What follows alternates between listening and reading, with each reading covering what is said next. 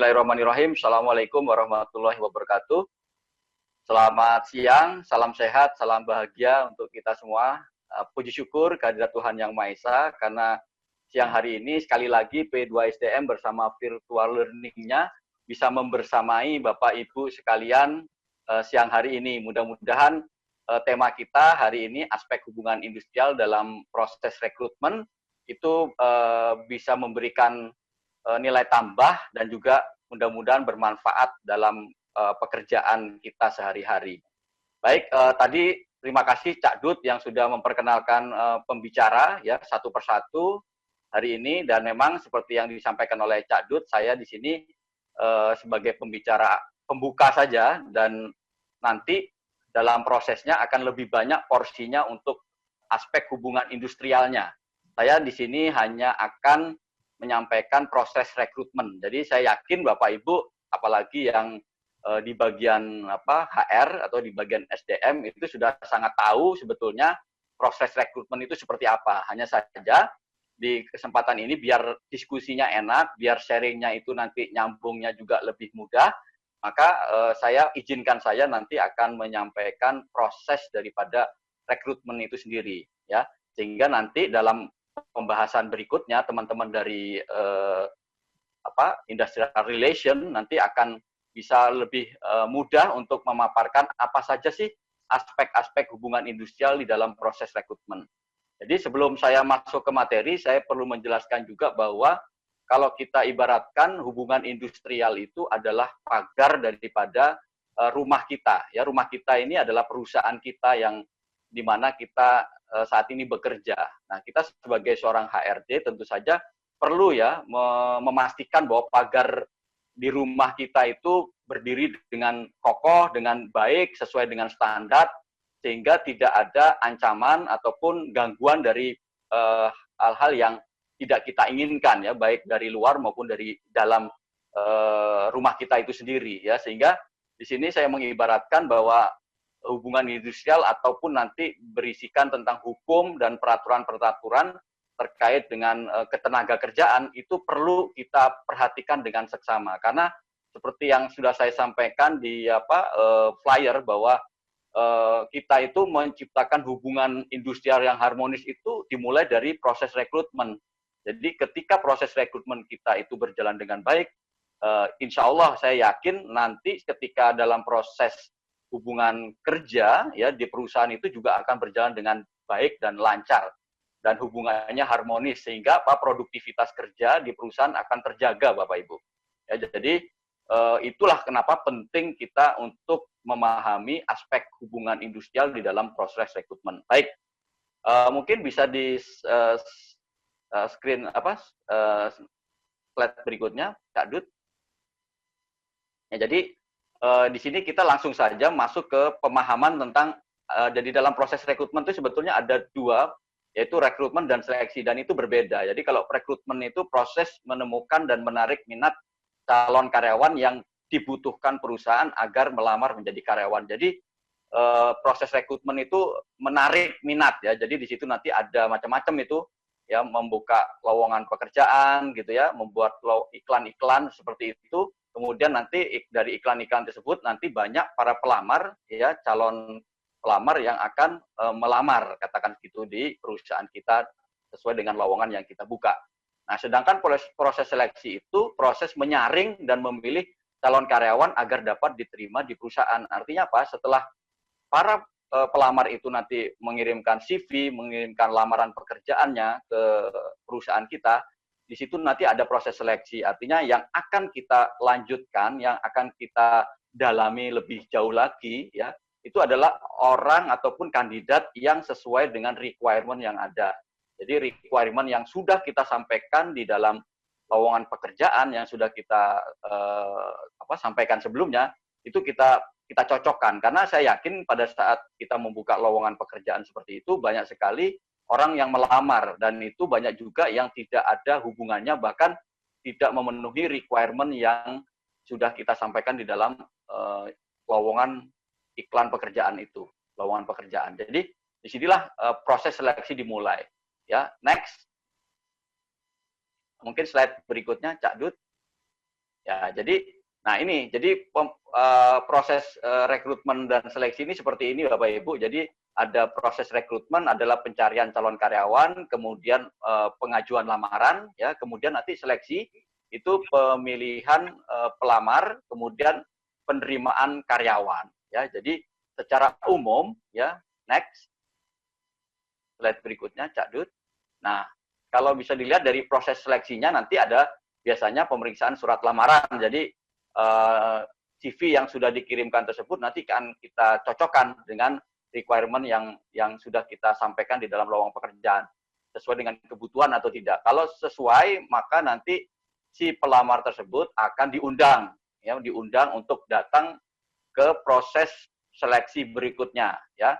Nah, sebelum mengikuti nanti proses berikutnya pengisian, nanti ada pengisian formulir lamaran kerja, ya. Meskipun tadi kita sudah kandidat sudah menyampaikan format CV mereka masing-masing, tetapi nanti ketika mereka dipanggil karena dari CV-nya sesuai dengan requirement ataupun persyaratan yang sudah ditetapkan oleh perusahaan, nanti tetap akan mengisi formulir lamaran, ya, karena di situ nanti informasi yang dibutuhkan oleh perusahaan akan ada semua di sana. Karena ketika CV dari para kandidat itu mungkin belum sesuai dengan format atau kebutuhan daripada perusahaan. Nah, setelah mengisi tersebut biasanya ada wawancara pendahuluan biasanya. Ini ada yang melakukan, ada juga yang tidak. Yang melakukan bahkan nanti ini yang melakukan wawancara biasanya adalah HR, ya, dari pihak HR untuk melihat kira-kira ini cocok nggak dengan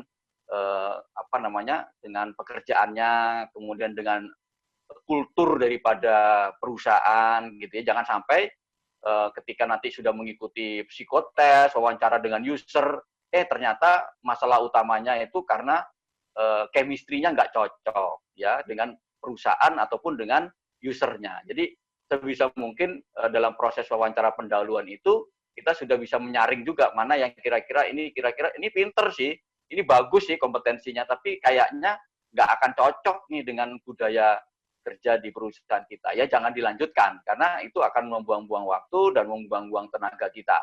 Ya, juga membuang-buang alat tes yang nanti akan diberikan. Ya, tetapi kalau kita sudah yakin HR ini dengan chemistry-nya tadi, ya, kemudian dengan kecocokan dengan budaya kerja di perusahaan, maka biasanya akan si kandidat tersebut mengikuti proses seleksi berikutnya, yaitu dengan mengikuti psikotes atau tes keterampilan yang lain yang disesuaikan dengan kompetensi ataupun persyaratan yang dibutuhkan oleh perusahaan. Nah, kalau dari psikotes ini nanti dilihat kecocokan dengan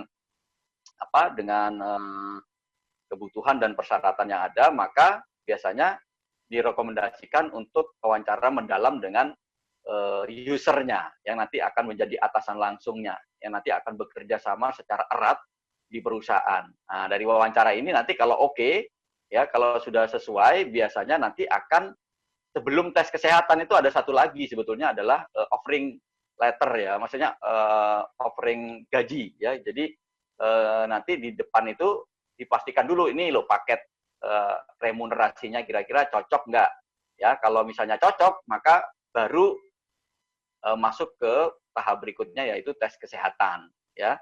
Nah, setelah dinyatakan fit, dalam tahap terakhir nanti kita mendatangkan kan oleh perusahaan juga karyawan tersebut, tetap proses akan kerja. Nah, jadi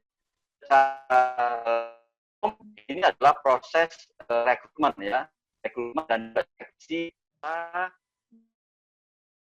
yang aspek-aspek hubungan industrial yang ada di dalam proses rekrutmen ini, karena jangan sampai kita nanti itu melanggar undang-undang, melanggar ketentuan yang ada sehingga nanti menjadi bibit-bibit konflik, ya, menjadi permasalahan di kemudian hari. Nah, monggo kepada Pak Julio untuk menyampaikan apa saja hubungan yang perlu diketahui dan perlu dipastikan bahwa semua itu sudah kita lakukan dengan baik. Monggo silakan waktu dan tempat kepada Mas Isa dan Bro Julio untuk memaparkan materinya. Baik, itu saja dari saya, Bapak Ibu. Selanjutnya akan dilanjutkan oleh Mas Isa dan juga Bro Julio. Silakan. Oke, terima kasih Pak J atas pemaparannya yang luar biasa. Terima kasih Bro Julio. Oke, perkenalkan diri sekali lagi, saya Julio, dan ini rekan saya, Bapak Isa. Kita akan melanjutkan kembali untuk membahas dari aspek hubungan industri, bagaimana proses merekrut karyawan dan proses seleksinya. Oke, sambil menunggu slide-nya siap, ada aturannya yang sudah terduga di dalam Undang-Undang 13/2003 itu, akan tetapi sangat jarang kita baca pasal tersebut karena adanya di awal-awal biasanya terlewati. Kita membaca pasal tersebut yang berhubungan dengan proses rekrut ini, yaitu di pasal 5. Yang di pasal 5 memang setiap tenaga kerja berhak untuk memilih pekerjaannya sesuai dengan yang dia inginkan. Jadi di situ tidak boleh ada diskriminasi, tidak boleh ada terjadi ini ya, kita tidak boleh membatasi orang dalam pekerjaan yang sesuai dengan yang dia inginkan. Oke, sambil menunggu slide-nya sebentar.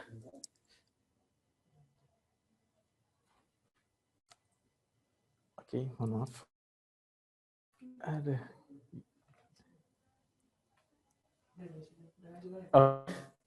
Kita lanjut aja sambil sembari slide-nya disiapkan oleh Cakdut. Oke, seperti yang dijelaskan tadi di pasal 5, kemudian ada juga di pasal 39, yang mana memang disebutkan, ditegaskan lagi di situ kalau tidak boleh ada terjadi diskriminasi dalam proses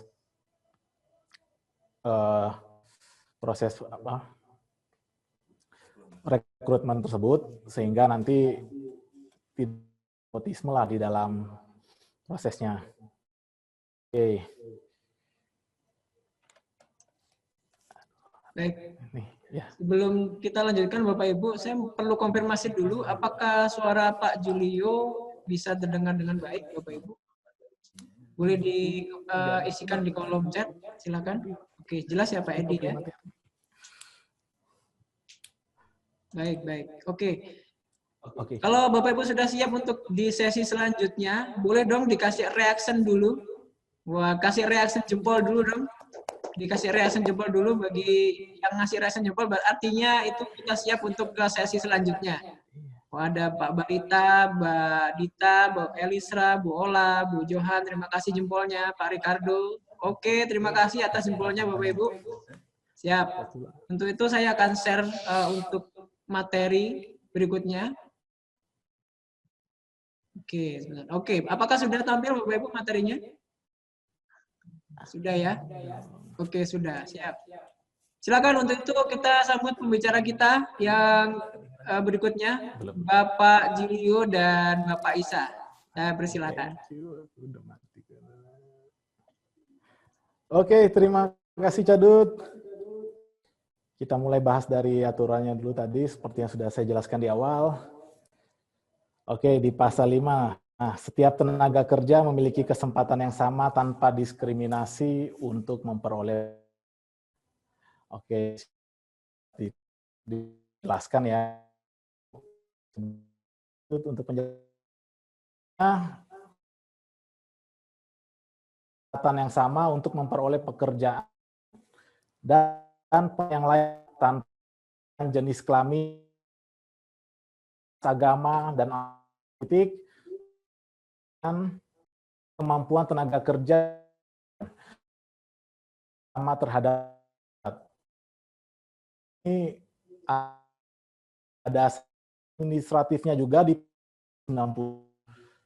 Nah, apabila bisa saja kita dituntut sama pihak yang merasa kalau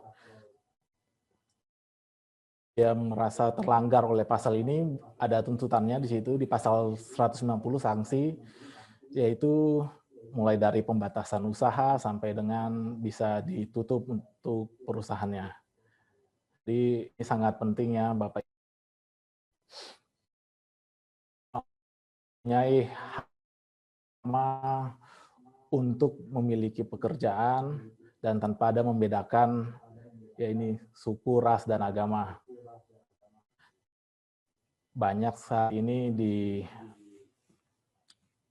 kita baca di koran atau di mana biasanya disebutkan memang kalau di situ ada, bahkan kadang di WA ya, ada saya cek kadang untuk lowongan untuk operator misalnya khusus suku Jawa. Wah, nah itu kalau seperti itu bisa saja kalau ada yang nggak terima, dia melaporkan hal itu mengaitkan dengan pasal 190 ini, ya perusahaan Bapak Ibu bisa terkena sanksi dari pemerintah. Oke Mas Dut, next slide. Kemudian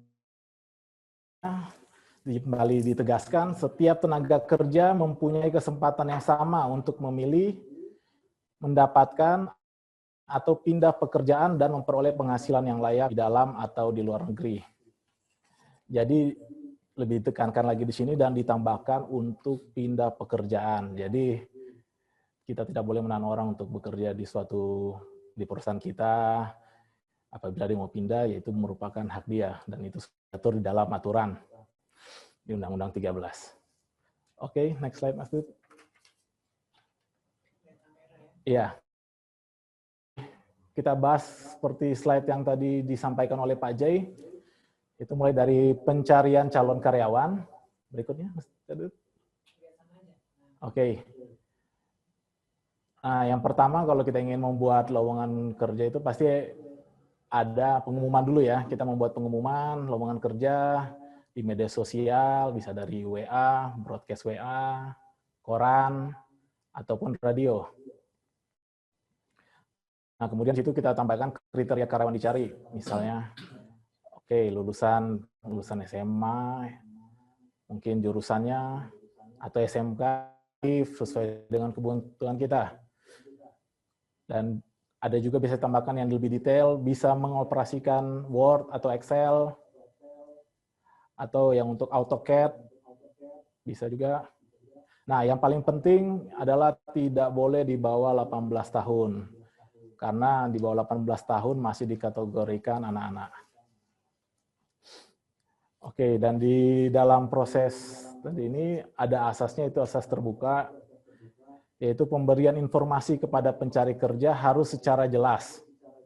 Hal ini diperlukan untuk melindungi pekerja atau buruh hingga menghindari terjadinya perselisihan setelah tenaga kerja ditempatkan. Apabila kita memberikan informasi yang jelas di situ, pencari kerja pun paham apa yang dibutuhkan oleh perusahaan, skill apa saja, sehingga ketika mereka melamar pekerjaan, itu memang sesuai dengan bidangnya mereka. Sehingga jangan sampai nanti setelah melamar, ternyata pekerjaan yang didapat berbeda dari apa yang dicantumkan di dalam lowongan itu. Nah, sehingga ini bisa jadi masalah juga dalam hubungan industrialnya. Pertama ya, karyawan kalau merasa tidak sesuai dengan apa yang ditawarkan pekerjaannya, ya dia bekerja bisa dengan tidak mut-mutan, malas-malasan, ya seperti itu. Makanya untuk lowongan kerja ini dijelaskan secara detail apa saja yang dibutuhkan sehingga tidak terjadi miskomunikasi antara pemberi kerja dan pencari kerja. Oke, berikutnya Mas Dut. Kemudian dalam proses pemilihan pelamar,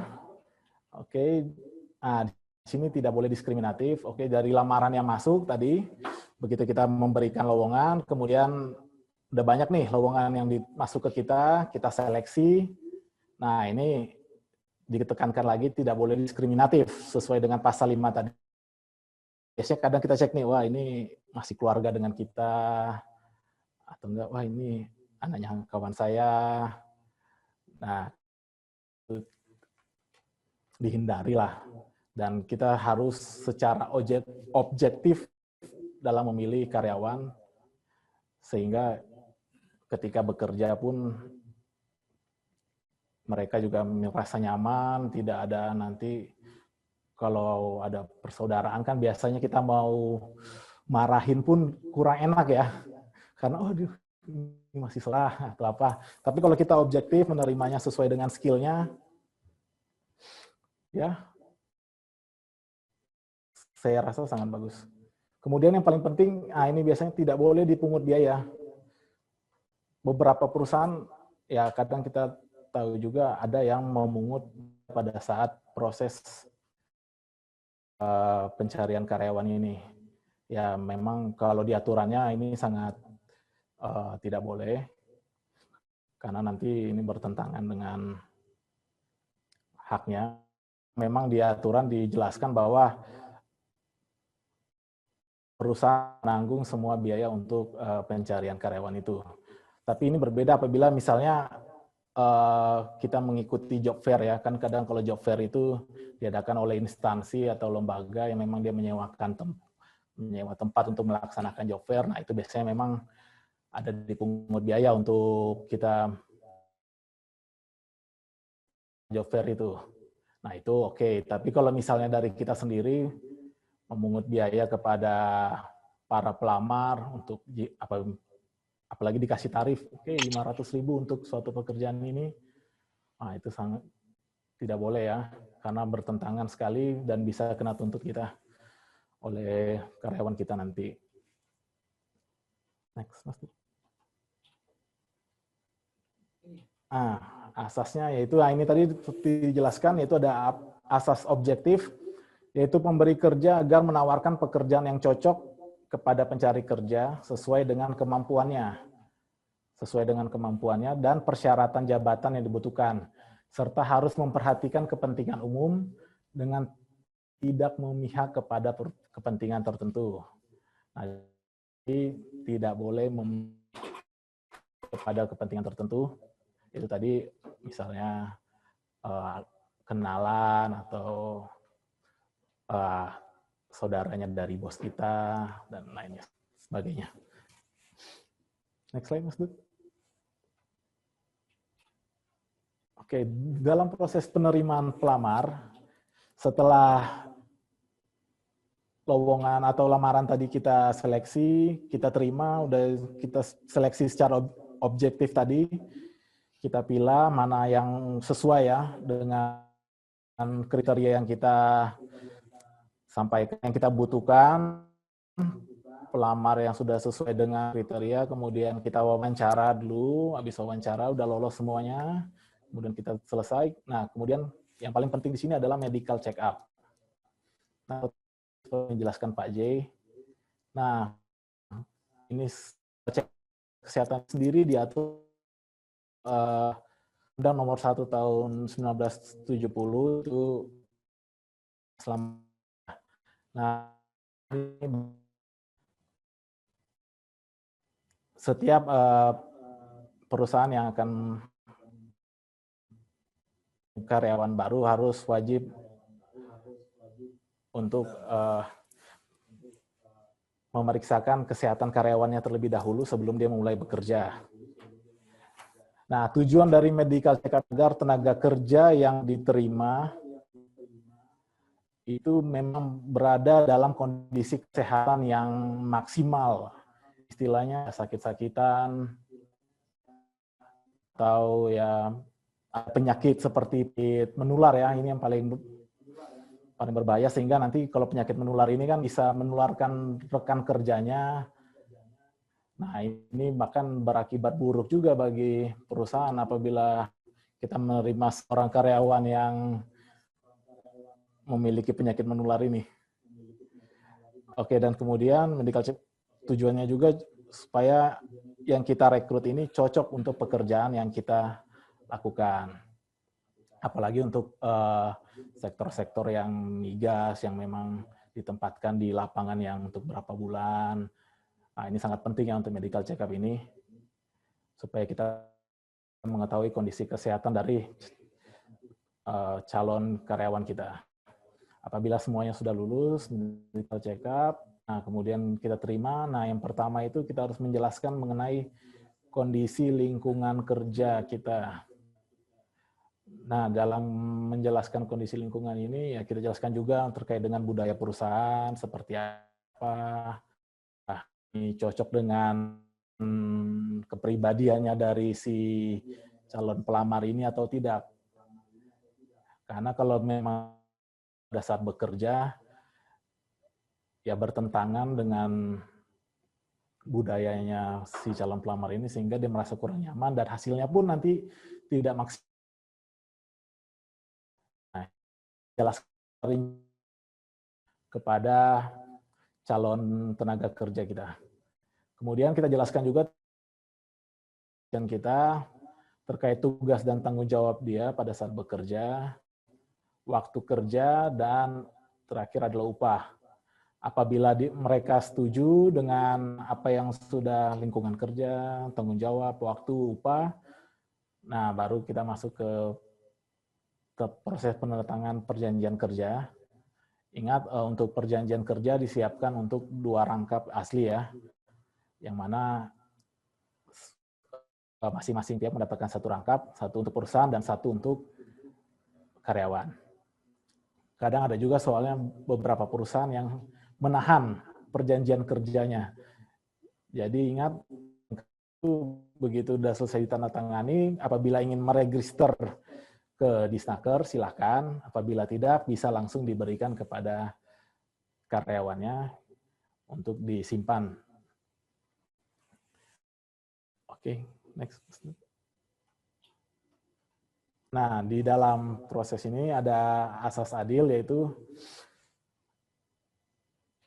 adil dan setara adalah penempatan tenaga kerja dilakukan berdasarkan kemampuan tenaga kerja dan tidak didasarkan atas ras, jenis kelamin, warna kulit, agama, dan aliran politik.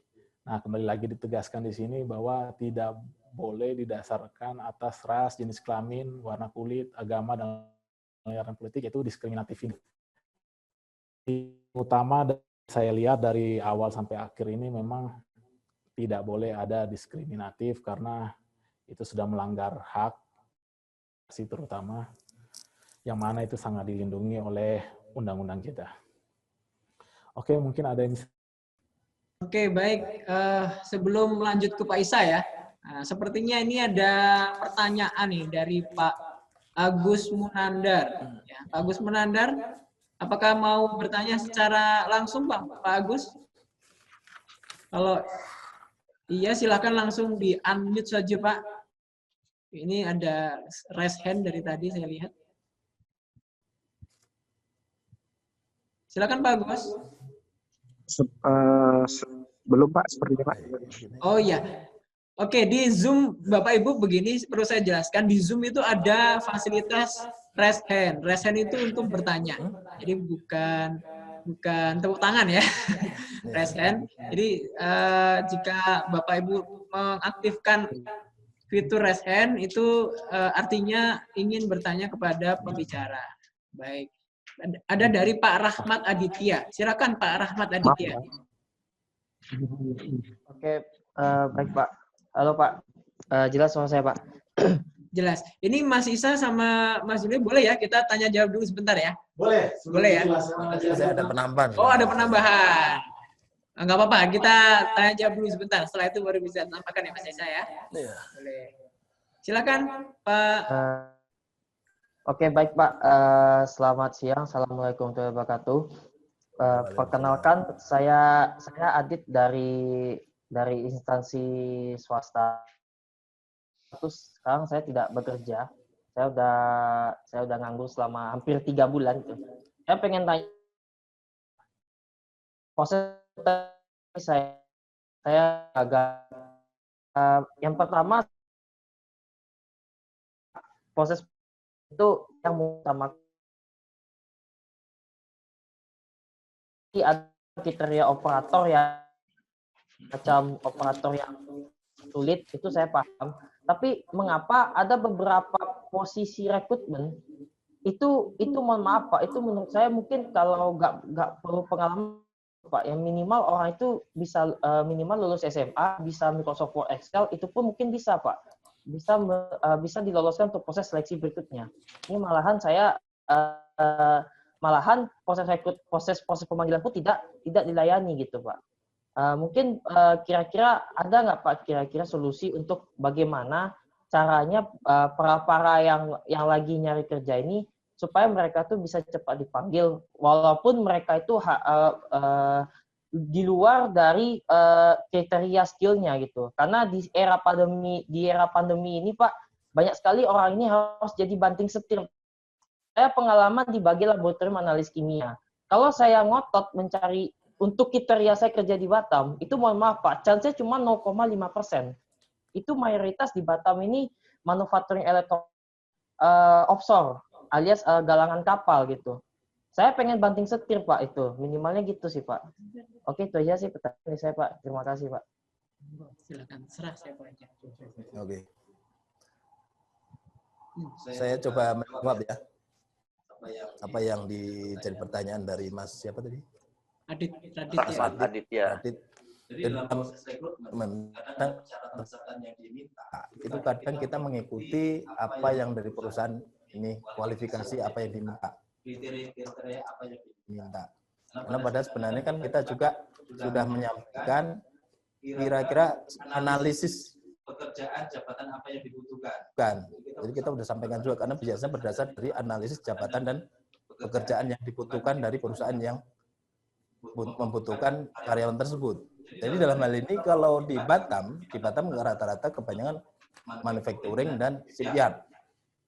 Ya, jadi kalau sebenarnya di shipyard untuk level operator sendiri kebanyakan dibutuhkan lebih banyak dia level SMA, SMK. Nah, kadang ada juga SMA, SMK kadang yang memang kejuruan desain teknik, mesin, ada juga yang jaringan komputer, ada juga khusus yang bagian ininya bidangnya lain, misal bidang kesehatan dia minta yang lulusan SMA IPA dan yang SMA IPS itu masuk. Jadi kita memang harus berdasar analisa jabatan dan pekerjaan yang dibutuhkan pada saat lowongan kerja itu kita share di media maupun di yang lain-lainnya.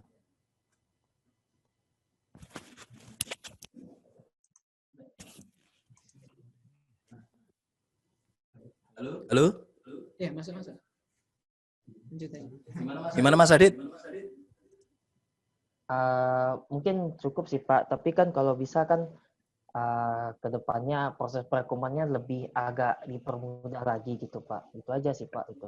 Supaya kalau ke depannya mana tahu ada perusahaan yang kira-kira ada yang bisa dipermudah itu. Karena bukan saya aja sih yang susah. Teman-teman di Batam pun banyak kewalahan jadinya gitu. Kita di tahun sebelumnya mungkin dapetinnya bisa cepat gitu. Di tahun sekarang mungkin banyak tantangannya. Kebanyakan mayoritasnya teman-teman saya yang saya lihat ke lapangan itu banyak mereka tuh banting setir sih Pak. Itu aja sih Pak. Iya.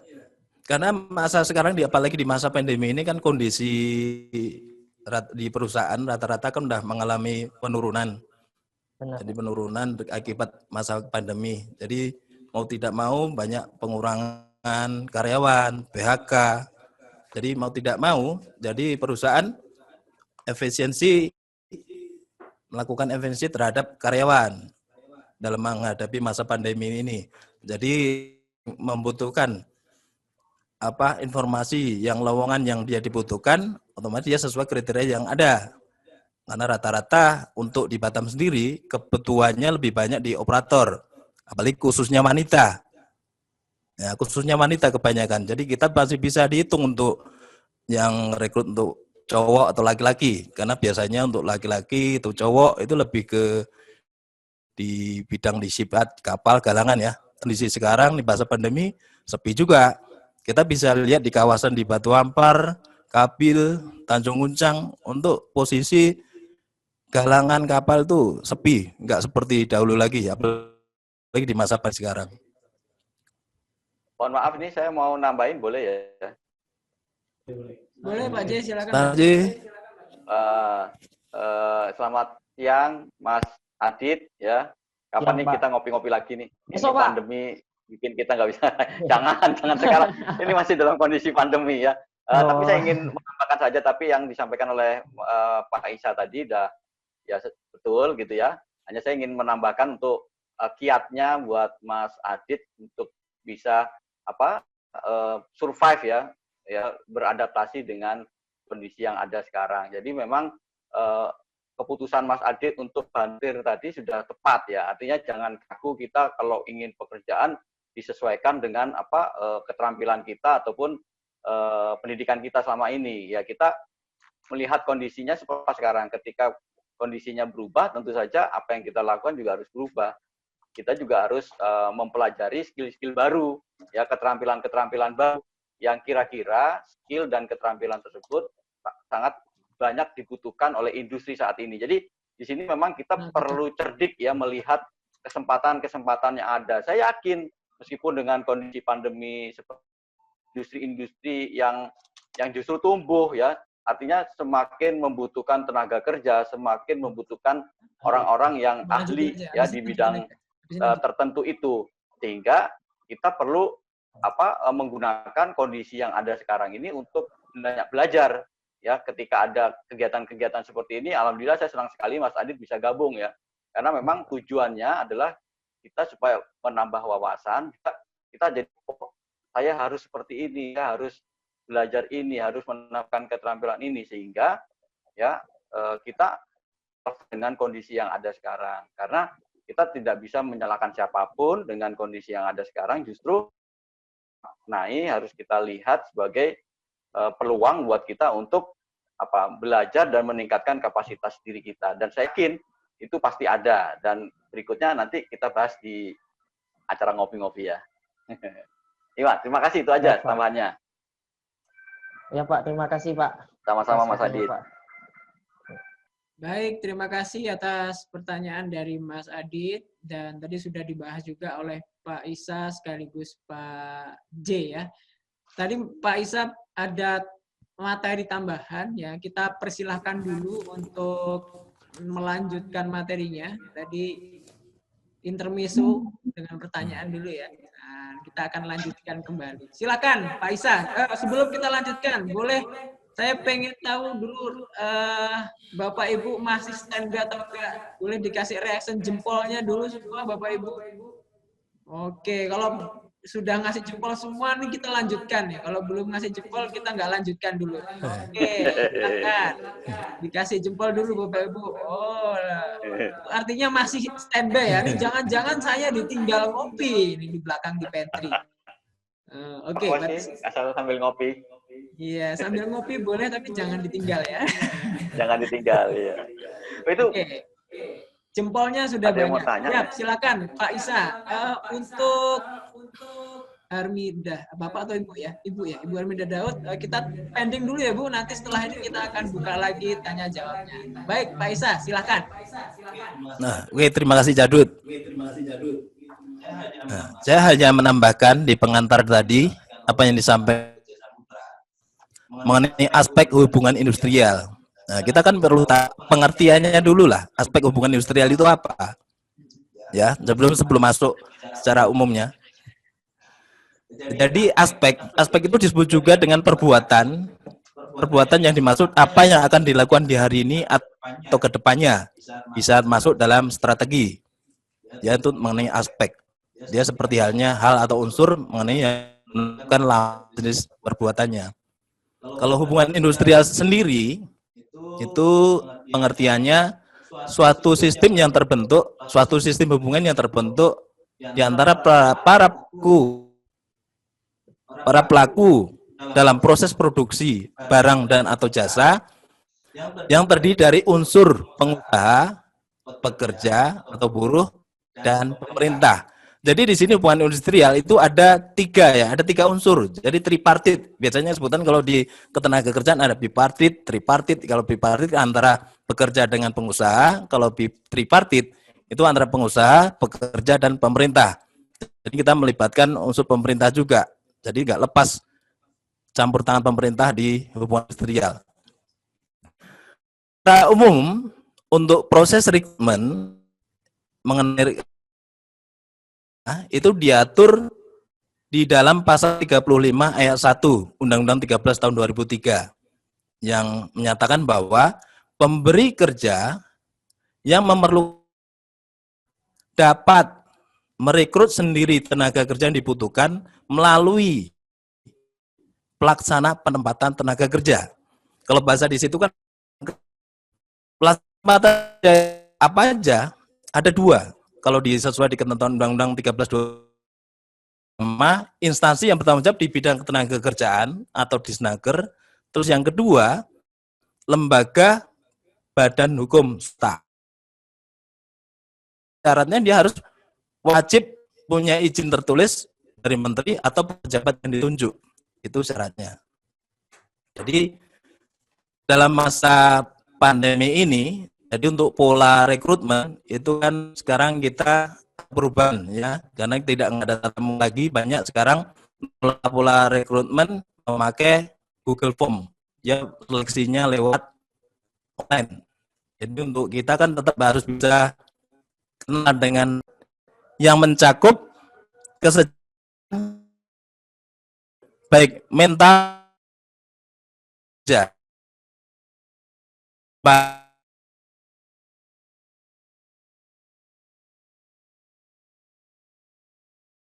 Amin harus ada bebas, objek, terus adil dan setara tanpa itu tambahan dari saya. Saya kembalikan ke Cak Dut. Iya, terima kasih Pak Isa. Bapak Ibu, tadi Pak Isa sudah memaparkan tambahan materinya ya. Tadi ada istilah keren ya, digitalize or die. Kalau saya dulu waktu di manufacturing di Philips itu DND itu dinner and dance, Pak. Kalau sekarang beda ya istilahnya. Digitalize. Oke. Masuk Pak Isa, dapat kosakata baru. Silakan. Ya, Bapak Ibu, karena tadi materi sudah dijelaskan oleh Pak Julio dan Pak Isa. Nah, kita masuk ke sesi tanya jawab. Tanya jawab, untuk link tanya jawab akan saya share di sebentar Bapak Ibu, saya share di kolom chat. Silakan diakses di kolom chat ya Bapak Ibu. Oke, sudah saya akses di kolom chat. Bagi yang ingin bertanya boleh diklik dulu di app Slido-nya. Setelah itu ketikkan pertanyaan dan jangan lupa ditulis namanya agar nanti pada saat tampil bukan anonimus ya. Biar tahu dari Bapak atau Ibu siapa. Nah, sambil mengisi, nah jika ada yang ingin bertanya secara langsung melalui live langsung, boleh langsung di-unmute saja atau menggunakan fitur raise hand ya. Silakan raise hand, tapi jangan di kamera seperti ini ya. Pakai fitur yang ada di Zoom. Nanti akan langsung muncul di atas.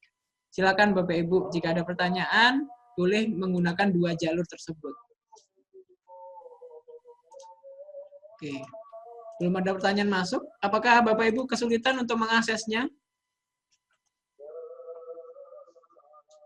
Silakan diklik yang di kolom chat, itu ada app Slido di sana.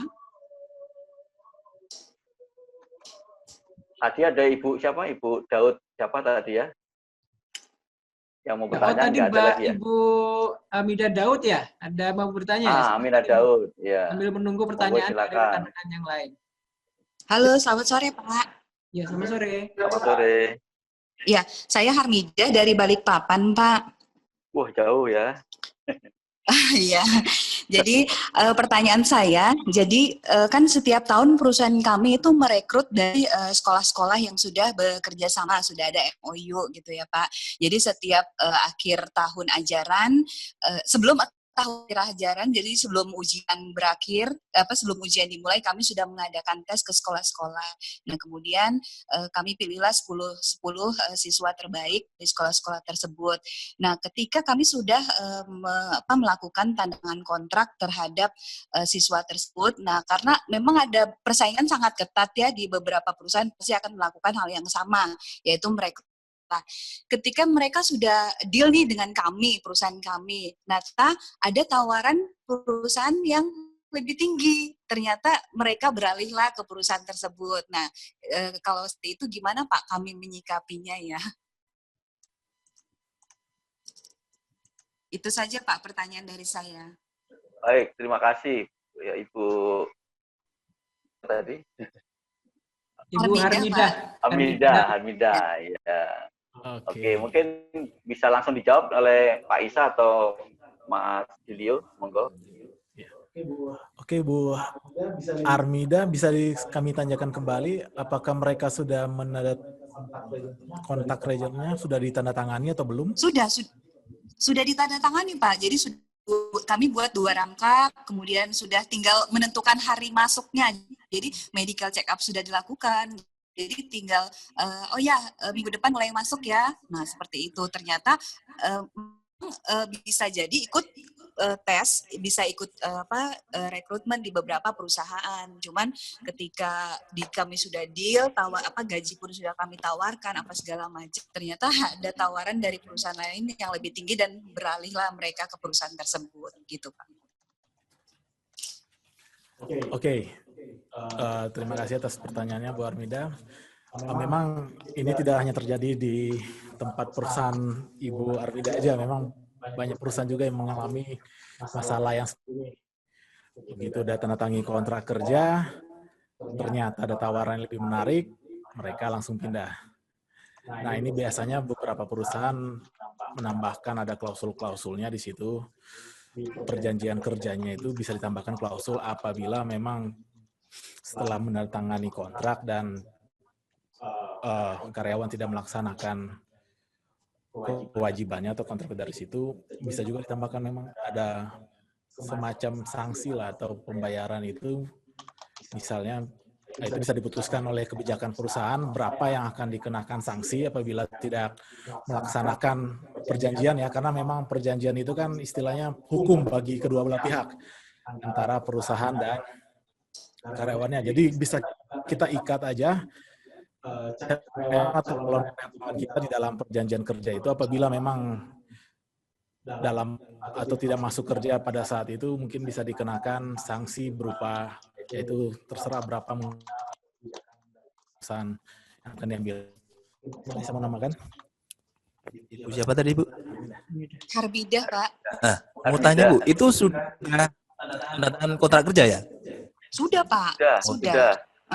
Oke, jadi mengacu di pasal 50 Undang-Undang 13 2003, hubungan kerja terjadi adanya perjanjian kerja antara pekerja dan pengusaha. Nah, jadi kita juga pastikan juga di klausul di kontrak kerja itu ada kalimat enggak yang ngacu di pasal 62 Undang-Undang 13 mengenai kontrak. Apabila salah satu pihak yang mengakhiri hubungan kerja sebelum berakhirnya perjanjian kerja kontrak waktu tertentu atau PKWT, pihak yang mengakhiri hubungan kerja wajib membayar sisa ganti rugi sampai batas waktu kontrak kerja berakhir. Klausulnya itu. Sudah tertuang di dalam kontrak kerja. Ada. Kalau jadi ada tertuang, otomatis kan dari karyawan tersebut nggak bisa mengesampingkan dari kontrak kerja yang dibuat. Karena di kita ada azas hukum, fakta sunt servanda, perjanjian yang dibuat secara sah undang-undang itu akan menjadi undang-undang bagi yang membuatnya. Jadi itu kan bisa kita minta ganti rugi dengan di karyawan tadi apabila dia pindah ke tempat kerja lain. Apalagi klausulnya sudah ada dijelas di situ di perjanjian kerjanya. Itu masukan saya. Nah sekarang kalau misalkan kita pertama kali kita pasti hubungi melalui telepon ya Pak. Oke, kita sudah sampaikan bahwa sesuai dengan kontrak ada bunyinya seperti ini. Sudah mereka paham. Tapi kenyataannya mengatakan bahwa saya tidak bisa ganti rugi, itu yang pertama. Terus yang kedua, kita mencoba hubungi lagi, handphonenya sudah mati atau nomornya sudah tidak aktif. Nah, kita kan ada segala cara juga, dan kita bisa juga menghubungi atau kita kirim surat ke tempat tinggalnya bersangkutan untuk menyelesaikan permasalahan yang ada terkait kontrak kerjanya. Jadi kita bisa kirim surat atau datangi langsung bisa, kalau HP-nya dimatikan kan, untuk menyelesaikan permasalahan itu tadi, masalah kontrak kerjanya. kalau ternyata kenyataannya mereka memang tidak sanggup untuk membayar, itu seperti apa, Pak? Tidak sanggup main, nanti kembali ke kebijakan perusahaan, Bu. Okay. Kembali ke kebijakan perusahaan. Misalkan ketentuannya kan harus membayar sisa kontrak sampai batas waktu kontrak kerja berakhir. Nah, dari kebijakan perusahaan, ganti ruginya kembali ke perusahaan. Kebijakan perusahaan. Seperti contoh, ada pernah yang saya dulu pernah nangani gitu juga. Jadi kita kembali ke masalah berapa. Ya saya nggak sanggup bayar, bahasanya gitu. Bener nggak sanggup bayar. Kita tentukan, misal sebagai contoh ya, kita tentukan nominalnya, tapi dia tetap nggak sanggup bayar. Ya dia otomatis saya minta surat keterangan tidak mampu. Surat keterangan mampu untuk membayar, kalau memang tidak sanggup membayarnya. Tapi harus ada buktinya, memang dia nggak mau membayar. Tapi karena dia pihak perusahaan pasti udah ngasih nominalnya, harus bayar sekian untuk gajinya. Tapi tetap dia bisa tidak mampu, ya harus ada surat keterangan kalau memang dia tidak mampu membayar. Bisa juga dia memang tidak mampu, dari pihak RT, RW, kelurahan, kalau memang dia tidak mampu membayar. Itu pendapat saya, Bu. Berarti kita tetap minta surat tadi ya Pak, ya maksudnya harus diketahui oleh RT maupun ya surat tidak mampu, RT, RW, kelurahan. Ya. Oh, oke, baik Pak. Soalnya kan maksudnya dengan mengurus seperti itu kan pasti kita mau banyak waktu yang terbuang gitu loh Pak, hanya untuk mengurus satu orang lagi gitu. Oh iya. Sementara kan, kenapa Pak?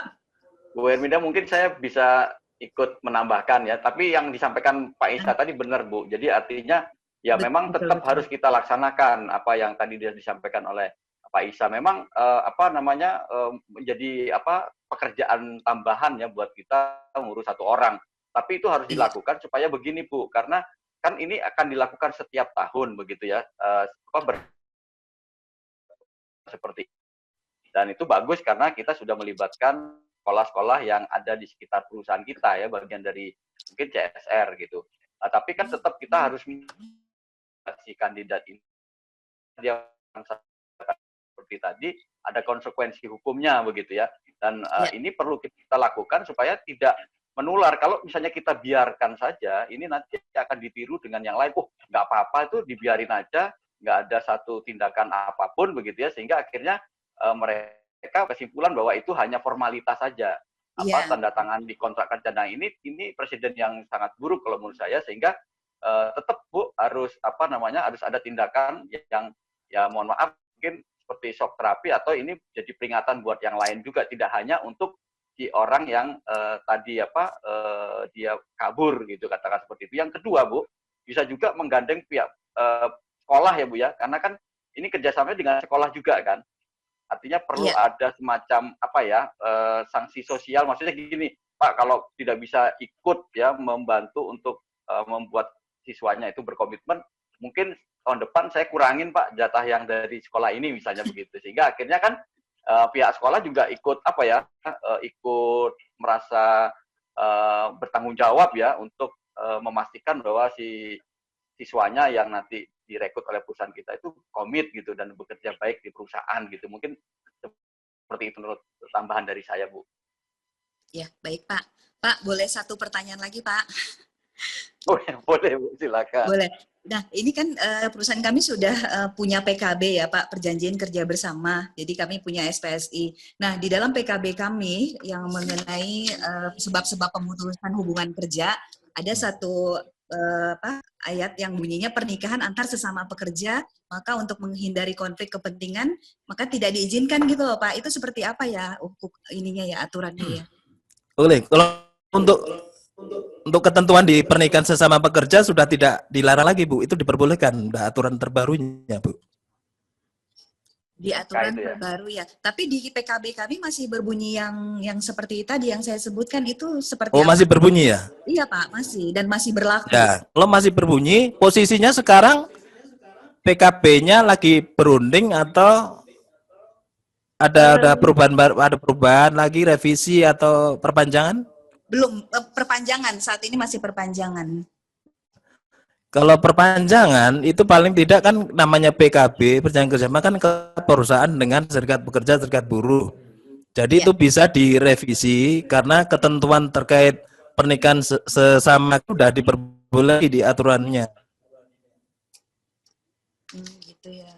Tapi misalkan seandainya nanti kita perbaharui lagi, tapi masih tetap masuk pasal yang tadi itu seperti apa Pak?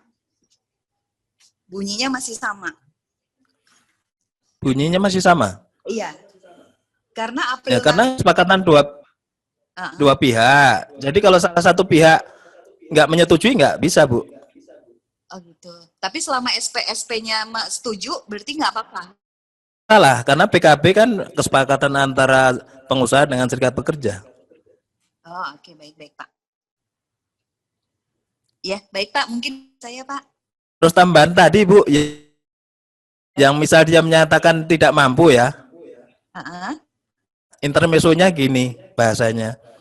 Siapa mendalilkan sesuatu, dia harus bisa membuktikan. Ya. Karena burung biawak aja bisa bicara.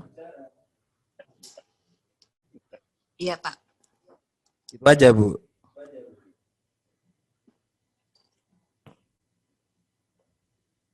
Baik Pak. Mungkin sementara itu pertanyaan. Terima kasih, Bu. Terima kasih atas pencerahannya Pak. Selamat Bu Erminda. Selamat sore. Baik, terima kasih Bu Harmindah Daud ya. Nah, ini di Slido ada pertanyaan yang sudah masuk. Saya akan coba share terlebih dahulu. Mohon ditunggu. Jadi Bapak Ibu yang belum menuliskan pertanyaan di Slido, ya silakan. Karena ini dari beberapa rekan-rekan kita sudah memberikan pertanyaannya ini. Pak Isa siap-siap menjawabnya. Banyak ini Pak. Pak Isa, Pak Julio nih, silakan. Wah, banyak pertanyaannya nih. Nah, sudah muncul ya Bapak Ibu ya pertanyaannya. Jadi Bapak Ibu kalau menanyakan pertanyaan di Slido nanti akan muncul seperti ini di sini. Nah, kita akan bahas satu-satu ya. Pertanyaan pertama ini dari Pak M. Ismail Soleh. Bagaimana menanggapi pelamar punya pengalaman kerja yang hanya sebentar? Dari perusahaan pasti bertanya mengapa sebentar? Alasan apa yang bisa diterima dan tidak? Nah, monggo, silakan. Oke, terima kasih Pak Ismail Soleh. Bagaimana menanggapi pelamar yang punya pengalaman kerja yang hanya sebentar? Nah, ini ada dua ya bisa terjadi. Yang pertama memang orang yang bosanan, dia nggak cocok, sebentar dia kerja, sebentar dia pindah. Memang ada tipe orang yang seperti itu.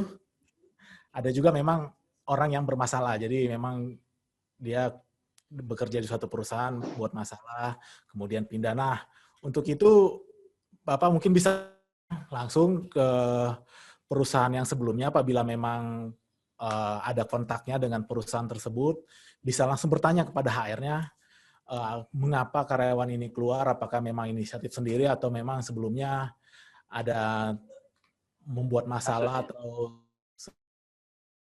sampai perusahaan tersebut. Lebih seperti itu aja Pak. Dan alasan apa yang bisa diterima? Maksudnya ini seperti apa Pak? Alasan apa yang bisa diterima dan tidak? Bisa mungkin lebih dijelaskan lagi? Atau Pak Ismail Soleh mau langsung bertanya secara langsung, boleh nih untuk memperjelas pertanyaan. Memperjelas ya, alasan apa yang bisa diterima dan tidak nih? Pak Ismail. Silakan Pak Ismail Soleh, untuk bisa dibuka aja mic-nya, untuk memperjelas pertanyaannya Pak. Ya, halo, selamat sore. Oh ya, silakan. Sore Pak Ismail.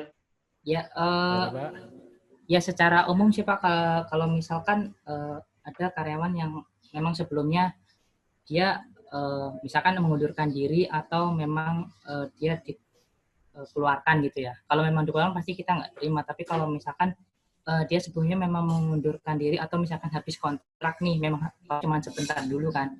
Nah, ternyata memang dari karyawannya memang tidak mendapatkan apa yang diinginkan atau misalkan tidak puas dengan perusahaan atau memang dia tidak berkembang di situ. Nah, itu apakah alasan yang bisa terima atau tidak seperti itu? Terima kasih. Oke, memang itu tergantung dari tipenya. Sekarang apakah alasan itu bisa diterima? Memang sangat bisa diterima apabila ketika alasannya oke dia nggak cocok dengan pekerjaannya, itu bisa jadi karena yang pertama tadi itu yang sudah saya jelaskan dalam proses seleksinya mungkin dia memang budaya kerjanya dia nggak cocok nih dengan perusahaan ini, makanya akhirnya dia semua sebentar kemudian pindah. Nah, makanya dalam rekrut karyawan itu kita harus menjelaskan secara detail kepada calon karyawan kita terkait dengan ya hal tersebut, budaya perusahaan seperti apa, aturan-aturan yang berlaku di perusahaan ini, sehingga ketika karyawan bekerja pun merasa nyaman, atau memang dia merasa oh ini memang sesuai dengan tipe kepribadian saya nih, cocok nih saya bekerja di perusahaan ini, sehingga dia bisa bekerja lebih lama. Oke, mungkin bisa diterima Pak jawabannya? Bisa. Oke, saya lanjutkan pertanyaan dari Simano ya. Kami ingin bertanya bagaimana perlakuan kandidat yang melakukan runway dari perusahahan. Abskon ya maksudnya Pak ya? Abskon, runway ewol. Ewol, oke. Nah, sesuai dengan biasanya kalau pengalaman kita apabila ada kandidat yang abskon ini kita panggil, kita telepon, kita panggil, seperti yang dijelaskan tadi sama Pak Isa. Kalau memang tidak bisa, kita datangi tempat kerjanya, tempat kerja, rumahnya, kita kirim surat, apa segala macam. Nah, kemudian kalau zaman sekarang ini enak, apalagi ada BPJS Ketenagakerjaan ya, nah biasanya kan kadang mereka tuh wajib minta nih untuk BPJS Ketenagakerjaannya atau BPJS Kesehatannya atau segala macamnya kan biasanya mereka minta surat ke perusahaan apabila ingin melamar ke perusahaan yang berikutnya. Nah, dari situ apabila memang karyawan ini kabur, suatu saat dia pasti akan mencari kita nih terkait dengan surat-surat itu. Nah, dari situ kita bisa panggil dia untuk menyelesaikan administrasi. Misalnya apabila dia memang karyawan kontrak ya sesuai aturan kan dia memang harus membayar sisa kontrak, ataupun memang perusahaan punya kebijakan lain terkait dengan karyawan yang melakukan abskon ini atau runaway ini. Tapi yang pasti apabila ada karyawan melakukan itu, jangan ragu-ragu Pak, segera hubungi supaya dipanggil 2 kali ya Pak Julio ya? Iya, panggil 2 kali ya? Supaya karyawan lainnya juga tidak seenaknya juga melakukan ini. Kalau apabila tidak ada tindakan tegas dari perusahaan, nah, karyawan lainnya juga bisa, wah ini perusahaan ternyata bisa ya kita keluar seperti ini tanpa ada pemberitahuan apa segala macam. Nah, itu bisa menjadi contoh buruk bagi karyawan lainnya, sehingga ya itu sangat merugikan bagi perusahaan karena buang-buang waktu lagi kita mencari karyawan lain, tes lagi, terus kemudian kabur lagi. Wah, seperti itu. Itu ada dasar apa hukum pasal berapa itu ya Pak Julio ya yang terkait dengan kalau ada yang abskon terus kita harus kita kualifikasikan mengundurkan diri itu ketika kita sudah panggil dia 2 kali ketika dia nggak masuk itu ya. Oke. Kalau untuk dikualifikasikan mengundurkan diri itu lebih ke tidak masuk kerja secara 5 hari berturut-turut ya Pak Jai. Nah, jadi apabila memang karyawan tidak masuk kerja 5 hari berturut-turut, nah berarti perlakuan yang kita harus lakukan itu yang pertama ketika dia tidak masuk pada hari pertama tanpa keterangan ya, 5 hari berturut-turut tanpa keterangan, apabila pada hari pertama dia melakukan itu, dari perusahaan sebaiknya seharusnya langsung menanyakan terkait dengan karyawan tersebut mengapa dia tidak bisa datang bekerja pada hari tersebut. Oke, kalau memang nomornya tidak bisa dihubungi, kan biasanya ada tuh kita dicantumkan di situ misalnya nomor lainnya yang apabila terjadi sesuatu bisa menghubungi nomor lainnya.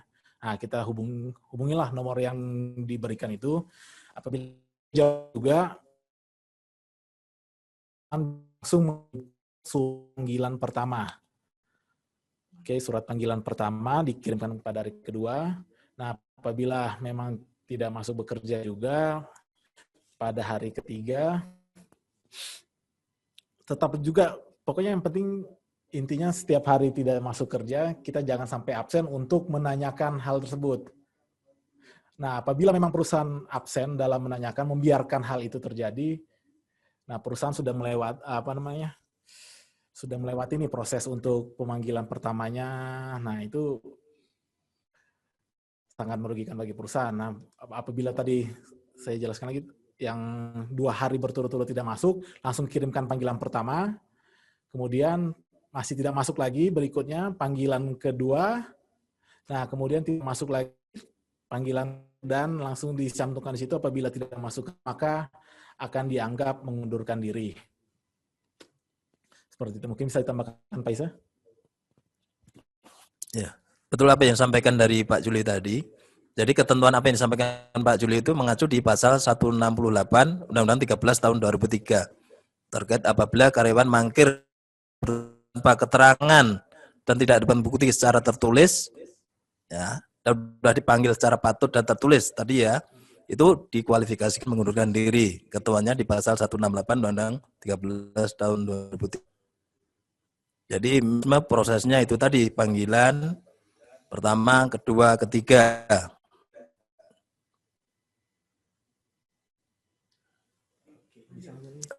Oke, sip. Lanjut. Lanjut pertanyaan selanjutnya. Oh, ini masih ada 6 pertanyaan lagi nih, Pak Isa.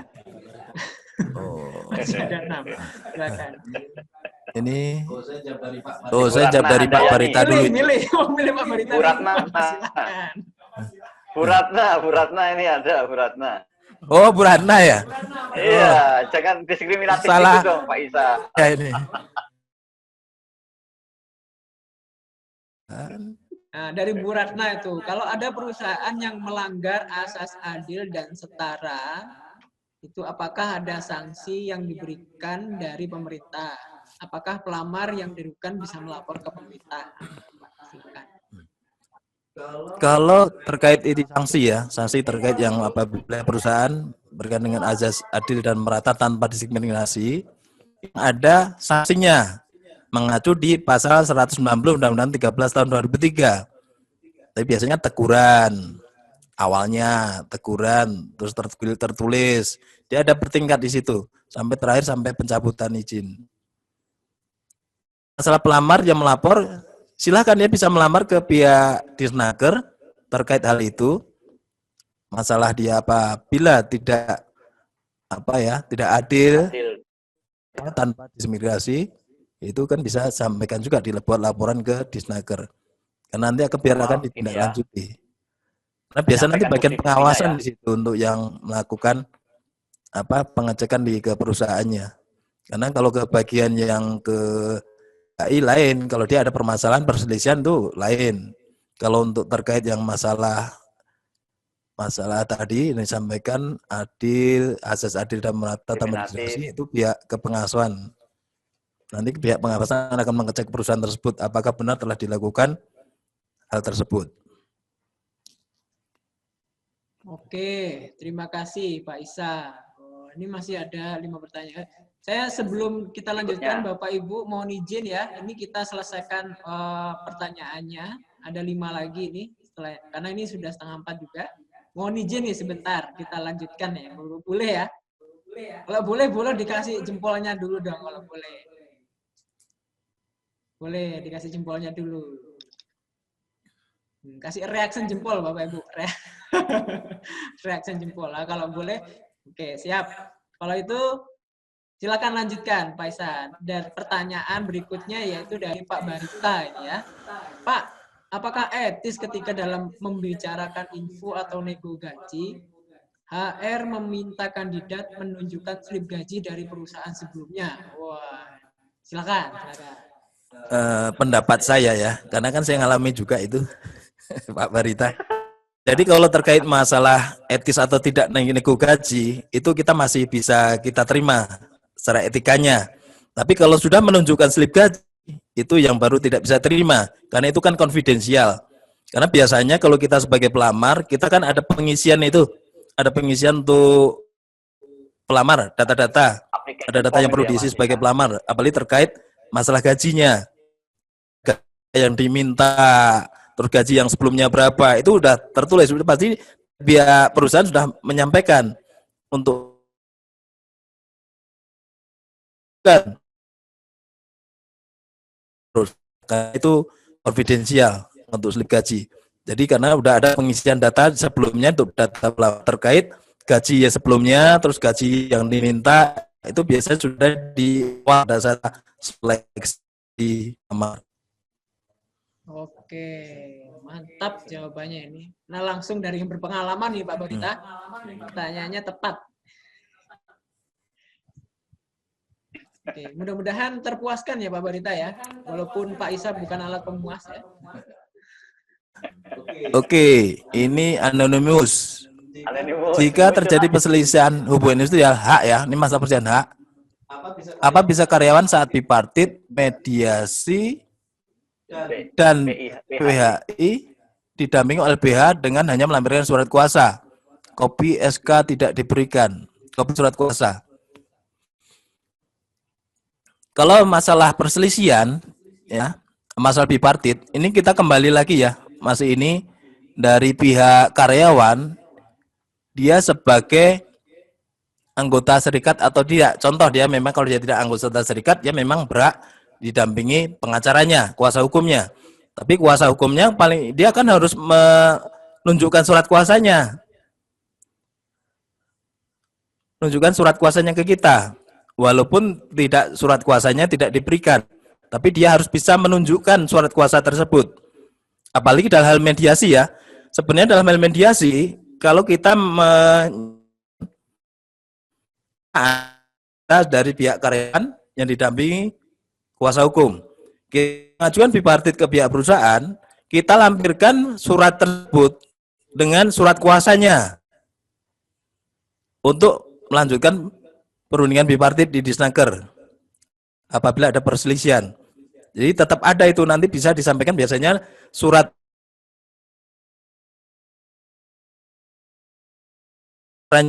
hukumnya.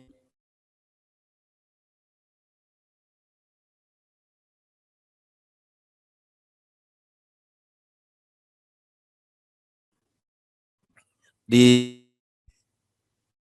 Disnaker atau akan biasa melakukan mediasinya teknisnya itu nanti terkait bipartitnya. Bicara bipartit ya dikuasakan, kita tergantung teknis kita. Mau bisa kita mediasi atau di Disnaker untuk penyelesaiannya. Kita intinya kan itu kita cari win-win solusi di luar, mediasi di luar, kita bagus. Kalau dengan Disnaker otomatis kita mekanisme perselisihan hubungan industrial mengatur di Undang-Undang Nomor 2 Tahun 2004. Mekanisme yang pertama perundingan bipartit, setelah itu bipartit, baru 30 hari selanjutnya akan mediasi ke Disnaker. Mediator nanti akan keluar anjuran, di situ anjuran mempunyai sanksi hukum. Jadi apabila salah satu pihak menolak, silahkan dia melanjutkan ke hubungan industrial untuk permasalahan hak dan kepentingan itu bisa sampai kasasi ke Mahkamah Agung. Prosesnya lama, bisa sampai ada setahun lebih kalau sampai kasasi hak penting. Apalagi masalah PHK. Lanjut Mas. Oke, cukup. Lanjut ya. Kita lanjut ke pertanyaan berikutnya. Anonimus lagi. Anonimus lagi nih. Ya. Di saat ini masih ada perusahaan yang menerapkan penahanan ijazah bagi pelamar. Wah, kalau ini saya pengalaman juga ini. Ada yang setuju dan ada yang tidak. Alasan apa perusahaan melakukan hal itu? Oke, silakan Pak Julio. Oke.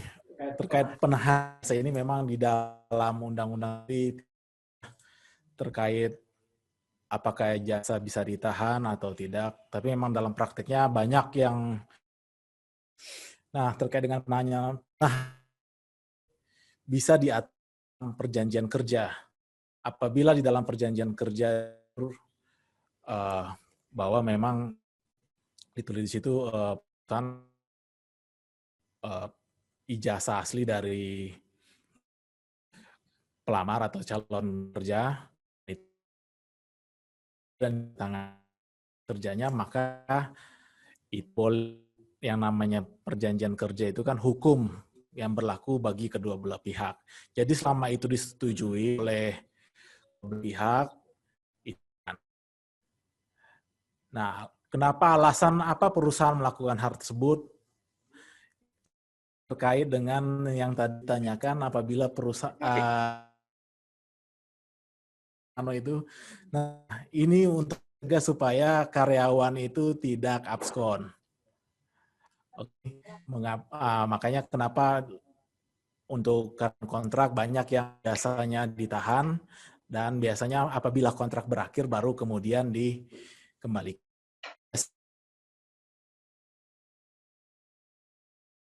Dan minta ijazahnya, mungkin difotokopi, mau melamar lainnya untuk mencarinya. Nah, apabila dari karyawan meminta, bisa diberikan kepada mereka, karena seperti tadi bahwa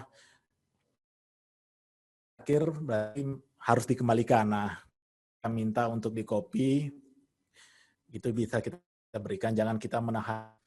Tapi ketika mereka datang minta untuk memfotokopi itu, kita menjadi asumsi, oh kamu pindah ya, atau segala macam. Nah, itu kita mereka, apabila mereka memang ingin fotokopi, jangan ada itu. Dan satu lagi, ada juga yang saya dengar, ada yang menahan ijazah dan diberikan ini, apabila ingin mengambil ijazah, iya tanda terima, itu jangan, itu harus penting juga ya, apabila karena ambil ijazah, diberi, tidak dituntut balik apabila nanti karyawannya merasa, loh perusahaan ini belum mengembalikan ijazah saya.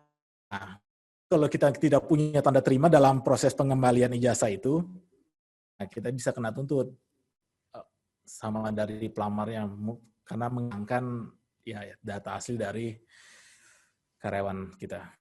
Oke, bisa tambahkan dari Pak Isa? Oke. Terkait penahanan ijazah, itu biasanya cara-cara yang dilakukan oleh perusahaan untuk menghindari karyawan itu unduran diri atau abskon atau runaway atau abol. Itu sebenarnya cara dilakukan. Mengenai masalah penahanan ijazah, memang di Ketentuan Undang-Undang Nomor 13 Tahun 2003 tidak diatur terkait penahanan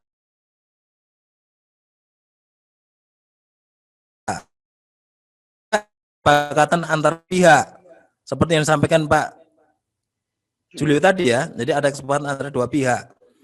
Jadi yang membuat perjanjian yang sah, yang secara undang-undang itu dilakukan oleh para pihak itu menjadi undang-undang bagi yang membuatnya. Jadi sebagai contoh tadi dibuat tanda terima antara pekerja dan pengusaha apabila menahan ijazah. Terus yang terkait yang ijazah tadi, ada juga yang tidak perlu menahan ijazahnya. Karena apa? Karena sudah dimasukkan di kontrak kerjanya. Di kontrak kerjanya di situ. Ada disampaikan di mengacu di pas 62 tadi, yang apabila salah satu pihak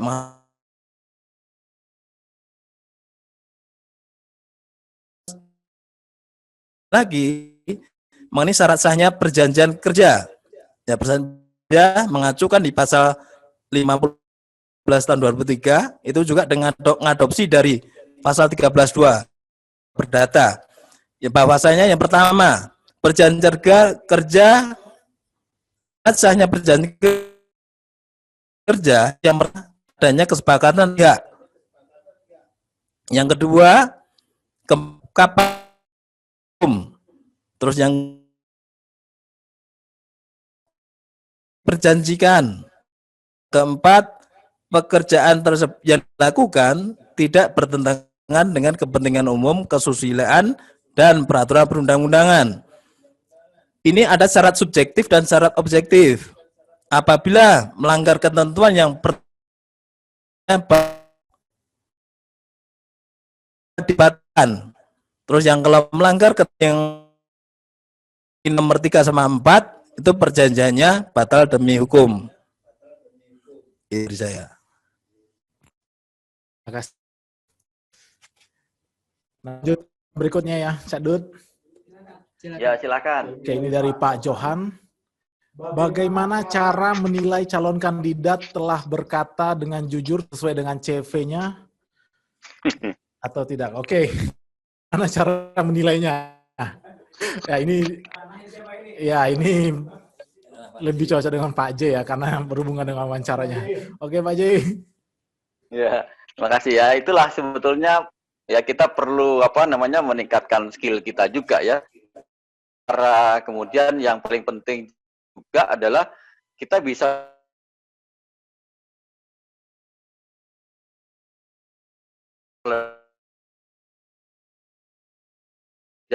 apakah betul apa yang disampaikan oleh si yang bersangkutan, karena memang mengetahui sebetulnya yang dituliskan dan yang jujur atau tidak gitu ya. Tetapi kan memang di dalam surat lamaran mengatakan bahwa ini sudah dengan sejujurnya gitu. Artinya ketika melakukan aplikasi form itu juga dituliskan bahwa kita harus menuliskan itu sejujurnya. Kalau tidak, misalnya ditemukan dia memalsukan data, kan itu bisa juga menjadi tuntutan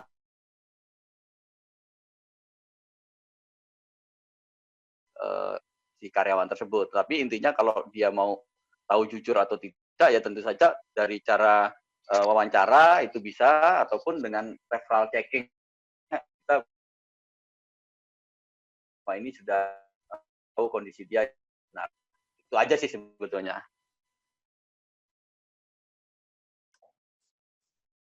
Oke. Oke, terima kasih Pak J. Kita lanjut ke pertanyaan berikutnya.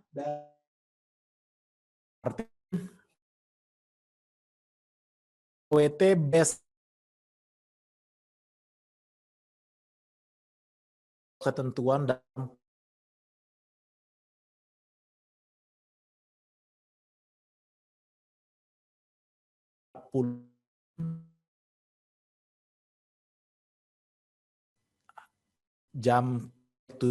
jam untuk 5 kerja berarti 6 hari.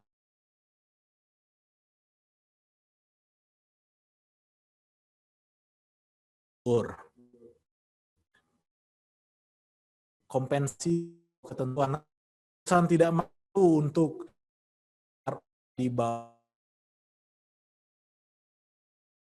atau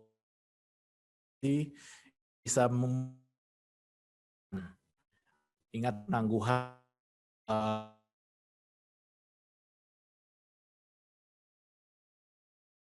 tidak mampu di bawah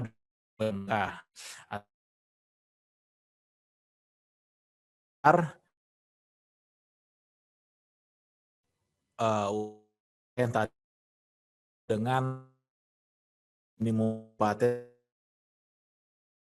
tapi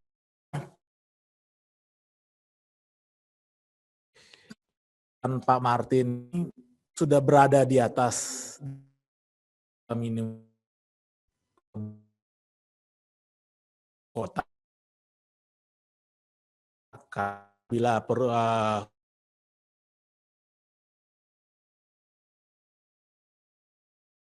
ya Pak ya, karena maka hukum. Oke, kita lanjut ke apabila ada karyawan tidak hadir tanpa keterangan 5 hari berturut pada hari ke-6 pada hari apakah perusahaan bisa memutuskan hubungan kerja dengan karyawan tersebut? Nah, yang perlu ditanyakan lagi apakah perusahaan sudah melakukan panggilan sebelumnya kepada karyawan tersebut, panggilan secara patut dan tertulis yaitu dengan mengirimkan surat kepada alamat dari karyawan juga sudah melakukan itu, maka perusahaan dapat langsung mengkualifikasi karyawan sebagai mangkir atau resign.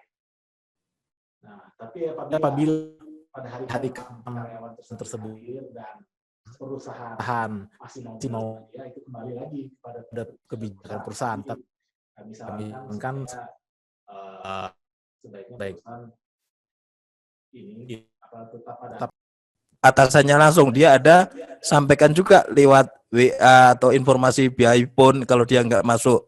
Kan kita bisa kita cek and recheck dari situ apakah dia memang sebenarnya tanpa keterangan atau tidak. Baru kita lakukan pemanggilan secara patut dan tertulis.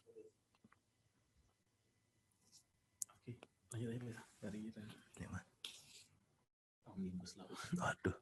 Lanjut ya, Pak.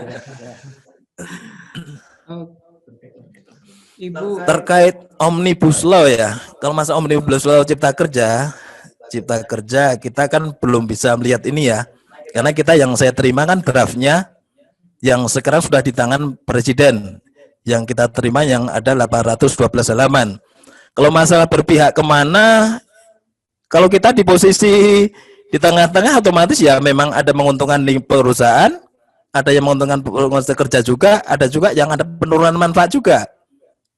Memang saya lagi mempelajari juga di situ yang masuk dari Undang-Undang 13 ke Undang-Undang Cipta Kerjanya.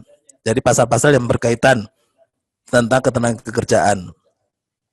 Ada poin-poin di situ. Kalau masalah nanti berpihak kemana, ya itu memang kalau kita satu sisi, kita di tengah-tengah, memang dari satu kita pengusaha, ya memang ada ininya ke pengusaha. Kalau ada pekerja, memang ada pekerja yang ada memang di sisi lain ada yang dirugikan, ada yang diuntungkan juga. Karena memang kita masih lagi gali juga di situ, karena masih lagi draft, belum ada penomoran, tapi nanti apabila sudah di tangan Presiden, dan walaupun belum ditandatangani atau sudah ditandatangani, itu 30 hari nanti otomatis akan berlaku syah Undang-Undang Cipta Kerjanya.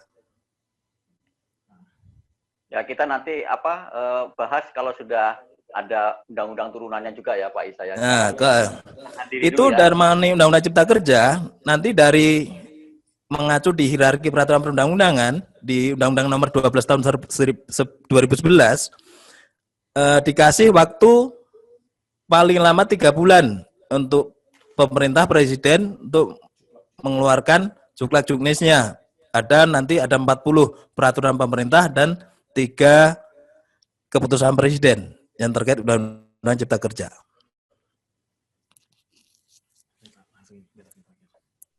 Lanjut. Oke, next selanjutnya. Mengenai sanksi ya, sanksi bagi perusahaan yang menahan ijazah. Karena ketentuan di Undang-Undang 13 tahun 2003 tidak ada sanksi yang terkait penahanan ijazah. Karena itu timbul penahanan ijazah karena ada kesepakatan antara dua pihak seperti yang saya sampaikan tadi. Jadi masalah sanksi terkait penahanan ijazah tidak ada ketentuan di Undang-Undang Ketenagakerjaan. Apabila kalau hilang, ada di situ disampaikan ya, tersebut hilang. Itu menjadi konsekuensinya perusahaan untuk mengganti ijazah tersebut. Karena sebenarnya dengan penahanan ijazah, dua-duanya sama dirugikan sebenarnya. Di sisi pekerja, dia tidak bisa melamar tempat kerja lain sesuai minat dan bakatnya. Yang kedua, kalau di sisi perusahaan, itu tadi apabila hilang, konsekuensi perusahaan dia harus mengganti ijazah karyawan tersebut. Jadi kita bicara dua sisi ya. Jadi kalau dia pihak karyawan, kalau ditahan ijazah, pasti dia nggak bisa melamar kerja sesuai minat dan bakatnya. Kalau ijazah ditahan perusahaan, kalau hilang, konsekuensinya pihak perusahaan harus mengganti biaya ijazah tersebut. Nah, jadi ketentuan sanksi bagi perusahaan tidak ada karena tidak diatur dalam Undang-Undang Ketenagakerjaan. Oke. Sip. Lanjut Mas, terakhir. Pertanyaan terakhir ini ya, pertanyaan terakhir ya. Akhirnya. Ini karena sudah ya. mulai mendekati jam 4, mohon untuk tidak ditambah lagi ya pertanyaannya. Ya, di sini ada perusahaan mengembangkan organisasi butuh sumber daya manusia untuk beberapa posisi. SDM yang ada bisa mengisi posisi tersebut, sudah mengikuti pelatihan-pelatihan, tapi owner mengambil kebijakan dari luar, bagaimana tanggapannya? Wah, ini kayaknya cocoknya Pak J ini ya. Ya, terima kasih. Ya, ini Mas Asnedra ya. Jadi perusahaan mengembangkan organisasi butuh SDM untuk beberapa posisi. SDM yang ada bisa mengisi posisi tersebut. Sudah mengikuti pelatihan, tetapi owner mengambil kebijakan dari luar, bagaimana tanggapannya? Kalau menurut saya, yang rugi ya perusahaan itu sendiri. Wong sudah dikasih pelatihan, keluar biaya, ya, terus kemudian ngambil dari luar gitu kan. Artinya dari satu sisi, secara organisasi tidak terjadi talent management ya. Artinya bagaimana mengembangkan si karyawan tersebut yang sudah dilatih, sudah dibina selama ini, dan dipersiapkan, sudah waktunya, tapi mengambil kebijakan di luar itu. Jadi sudah si owner itu merusak sistem daripada SDM yang berlaku di perusahaannya sendiri. Itu justru menurut saya kurang tepat dan kurang bijaksana gitu ya. Dan yang pasti yang akan dirugikan perusahaan itu sendiri. Gitu. Itu sih tanggapan saya. Oke, terima kasih Halo? Pak J. Oke. Halo, iya. Ya, sama-sama. Pertanyaannya sudah habis ini ya. Wah, alhamdulillah. Seru sekali nampaknya sore hari ini. Ini kalau saya mendengarkan Mas Isa seperti undang-undang berjalan ya. Asalnya berapa ya, berapa lembar hafal ya. Saya belum tentu bisa kayak gitu. Super sekali. Super sekali. Oke, Bapak Ibu. Kayaknya bisa kita ulang lagi ya untuk hubungan industrial berikutnya, tetapi aspek apa yang kita nanti bicarakan gitu ya. Iya, sepertinya masih menarik ini ya, pertanyaan yang dari jumlah peserta yang daftar aja sudah kelihatan bahwa ketertarikan teman-teman ini banyak sekali gitu kan. Ya alhamdulillah nih yang nggak semua hadir, kalau semua hadir nggak cukup ini Zoom-nya nih tadi. Oke, Pak rekor Ika, ya, kayaknya buat P2SDM ini rekor. Iya, ini rekor ya. Alhamdulillah, terima kasih Bapak Ibu. Ini pendaftaran webinar paling banyak selama P2SM mengadakan. Kalau saya bilang ini karena pembicaranya ganteng-ganteng ini kayaknya. Iya. menjual ya. Jual. Kita jual lagi nanti. Yes. Betul.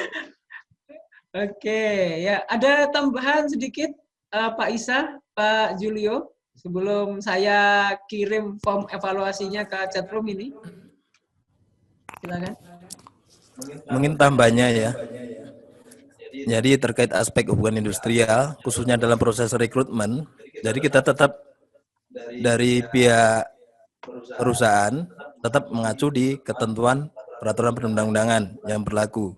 Jadi semua kan mengikuti hukum positif yang berlaku di negara kita. Yang mana ketentuan nanti yang kan nanti berkaitan juga sebenarnya yang apa disampaikan terkait Omnibus Law tadi ya. Kalau di masalah rekrutmen, masalah rekrutmen itu di bab 6 penempatan tenaga kerja. Itu di Undang-Undang 13 2003 itu tidak masuk di dalam Omnibus Law Undang-Undang Cipta Kerja. Jadi tetap masih berlaku ketentuan tersebut. Jadi nggak ada dimasukkan terkait penempatan tenaga kerja, khususnya di proses rekrutmen. Pak Julio ada? Oh, udah semua ya. Baik, dari Pak Riko Jaya Saputra ada closing statement, Pak J. Baik, terima kasih Pak Julio, Pak Isa, dan juga Cak Dut yang sudah memfasilitasi kegiatan virtual learning P2SDM kali ini. Mudah-mudahan P2SDM bisa hadir terus ya di ruang digital kita semua. Kita bisa belajar secara virtual karena memang salah satu hikmah yang kita dapatkan dari kondisi pandemi saat ini adalah kita bisa belajar ya dari Sabang sampai Merauke ya dari orang-orang yang mungkin akan sangat sulit bisa kita bertemu, ya bisa berkenalan, bahkan bisa sharing seperti ini dalam kondisi normal. Jadi kita tetap positif, kita tetap fokus kepada apa yang bisa kita kendalikan dalam kehidupan kita, dan jangan lupa tetap menjaga kesehatan dan menjaga kesehatan mental kita, karena imunitas tubuh sangat penting dengan kondisi pandemi saat ini. Itu saja, terima kasih atas perhatian dan antusias Bapak Ibu sekalian. Mohon maaf apabila selama kegiatan hari ini ada hal-hal yang kurang berkenan. Saya mengucapkan terima kasih. Wabillahi taufiq wal hidayah. Wassalamualaikum warahmatullahi wabarakatuh. Waalaikumsalam warahmatullahi wabarakatuh. Terima kasih Pak J. Sekaligus menutup kegiatan kita pada sore hari ini. Untuk form evaluasi dan sekaligus itu absensi yang dari tadi sudah ditunggu-tunggu. Sudah saya copy di chat room ya Bapak Ibu. Silahkan langsung diakses saja. Bagi Bapak Ibu yang kesulitan mengaksesnya dari chat room atau masih bingung di mana sih linknya, nanti silakan untuk japri di WA yang kemarin Bapak Ibu pakai untuk mendaftar kegiatan ini, ya, yang mengkonfirmasi kegiatan, yang memberikan link Zoom itu nomor WhatsApp admin P2SDM. Nah, silakan bisa japri ke nomor WA itu nanti jika Bapak Ibu kesulitan mengakses linknya dari chatroom ya, karena beberapa kegiatan itu banyak yang ada beberapa yang kesulitan untuk mengaksesnya. Baik Bapak Ibu, tidak sah rasanya kalau kita berpisah sebelum foto bersama. Ya, untuk itu kita persilahkan bagi yang berkenan membuka videonya, silahkan dibuka ya. Yang berkenan, yang tidak berkenan juga nggak apa-apa. Yang berkenan saya doakan banyak rezekinya, ya kan, selalu sehat, bahagia. Seperti senyumnya Pak Henry ya, dari tadi saya pantau terus senyum terus. Luar biasa, Henry. Baik, silakan Bapak Ibu kita senyum. Hari ini senyum apa kita Pak ya? Ini hari ini kita senyum undang-undang. Senyum harmoni. Senyum harmoni. Bukan, senyum harmoni. Ya, Oke, kita undang-undang buat keharmonitas kita semua. Pakai masker Pak, nggak boleh senyum. Iya, pakai masker iya. Pak. Pakai masker ya? Ya, oh iya. Pakai masker ya kan? Tenang Bu, kelihatan Bu. Pakai masker senyum Iya, kan betul. dari matanya kelihatan kalau senyum. Betul. Silakan lihat kamera dengan senyum harmoni. Pembicara kita yang satunya kok hilang ini? Tolong munculkan dulu. Iya. Pembicaranya bisa hilang timbul ya. Sulapan. Bisa main sulap ya? Iya. Ilmunya hebat. Baik, silakan lihat kamera Iya, Bapak magician. Ibu. Ya, 3, 2. Oke, sebentar. Masih ada sekitar 10 slide lagi ya. Ini baru 1 slide. Luar biasa ya, 10 slide ya hari ini, luar biasa. Keren Mas Isa, Pak Julio, keren. Rekor bagi kita. Rekor, betul. Terbanyak ini, peserta terbanyak. Harus dirayakan kayaknya nih. Oke, baru slide pertama. Sebentar, saya masuk ke slide kedua dulu, mohon ditunggu. Sambil menunggu ya, saya mohon maaf ya Bapak Ibu, kita molor setengah jam ini. Mungkin berikutnya sesinya kita buat 2 jam. Biar sesuai. Ya, kita selalu molor ya. Nah, ya. Kurang disiplin kita ya.